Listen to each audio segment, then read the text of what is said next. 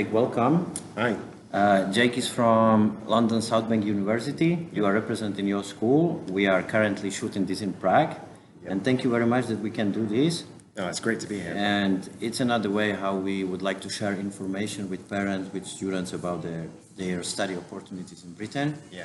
And okay, so you're coming from you're representing a school that is based in London. Yes. London South Bank University. Let's start. I don't know anything. Let's pretend I don't know anything about London. So tell me, is it a big city?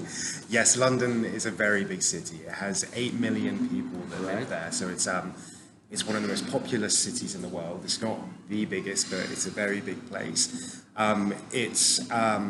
We have 4 major airports that surround the city. Each one is about an hour away from the city, but they're easily connected by trains and tubes and buses and things like this. So we have Heathrow, which is one of the world's busiest airports. You can get anywhere in the world from there. Gatwick, London Luton, and then London Stansted. Okay. And from these airports, you can get anywhere in the world, and there's very cheap flights to and from Europe as well, which is really good. But London itself is a city that's over 2,000 years old, so it's rich with history and culture.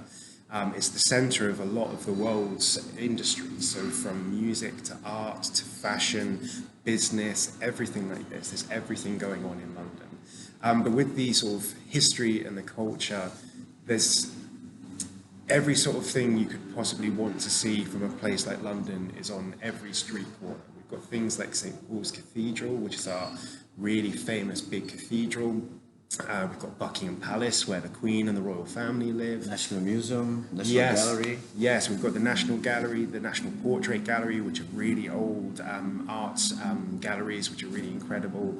And we've got some of the best museums in the world. So the British Museum, the Museum of London. All right. So it seems like it's some things to do if you're off the school, right? You Yeah, can yourself. if you ever find yourself bored in London, which is impossible, there is still everything to go and do. Okay, perfect. Maybe let's speak about where is your school located, right? Yeah, so we're in Elephant and Castle, which is south of the River Thames. So we are pretty much right in central London. If you draw a line around central London covering the River Thames, north and south London. But where we are, it takes 10 minutes by bus to get to the Houses of Parliament.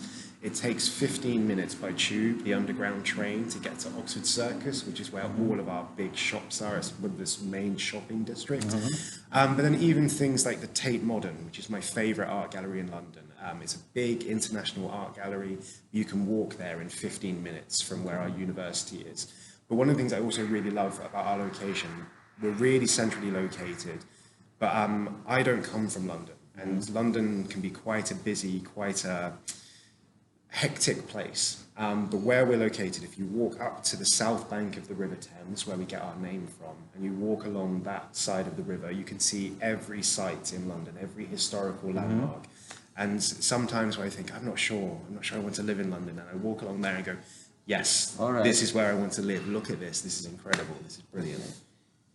Let's speak now about, is just one building your school, or it's few faculties there, or it's a complex of buildings?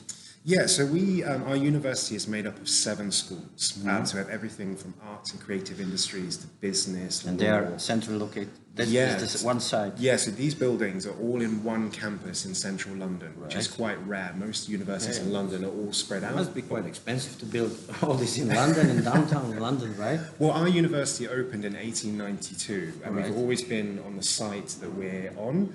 But we've been renovating and refurbishing our university, and over the last 3 years, we've spent about £45 million making sure that the facilities that we have and the buildings we have are state of the art, and they're really what the students need to learn with and study with, so they can go out and find employment around the world. Okay, London is quite metropolis, yeah? All kind of nationalities living there. How many you said yesterday? I think so. So yeah, there's 270 nationalities speaking 300 different languages in London. Right, so I think so, guys, if you want to experience like how it is to live in one of the biggest capitals, one of the most famous capitals, it's historical side, it's busy, you can find sports, arts, you name it. Yeah. We also have, so I really love music. It's one of my favorite things. I used to play in bands, and I really love going to gigs and concerts and festivals. London has 250 different music festivals every year. And that's not even just the concerts when the bands come and play, but just, yeah, the festivals. It takes over our parks and arenas and things like this. So any sort of music you're into, from pop music to hip hop, even like Indian or Italian music, we have it, and it's all there. And it's such an amazing place to be, to just sort of engage in that side of life, really. You said you have seven faculties of 7 schools. Yeah. How many students is in your school? Yeah, so we have 18,000 students, so 18,000. 18,000. Yeah, overall. But at our university, we have 180 different nationalities. And we have a very careful balance at our university with the mix of nationalities. A lot of universities around the world, you tend to find you have the home students, so who come from that country, but then there'll always be one nationality that dominates, and we're very careful that doesn't happen. So we are... To make it more like equal, internationalized, not just everyone is from Slovakia. Or well, absolutely. So, I mean, one of the things you don't want is, so students coming from Slovakia, if you walk into a classroom and you've spent all this time learning English, you don't want to walk in and find that you can't speak the language that everyone else is speaking.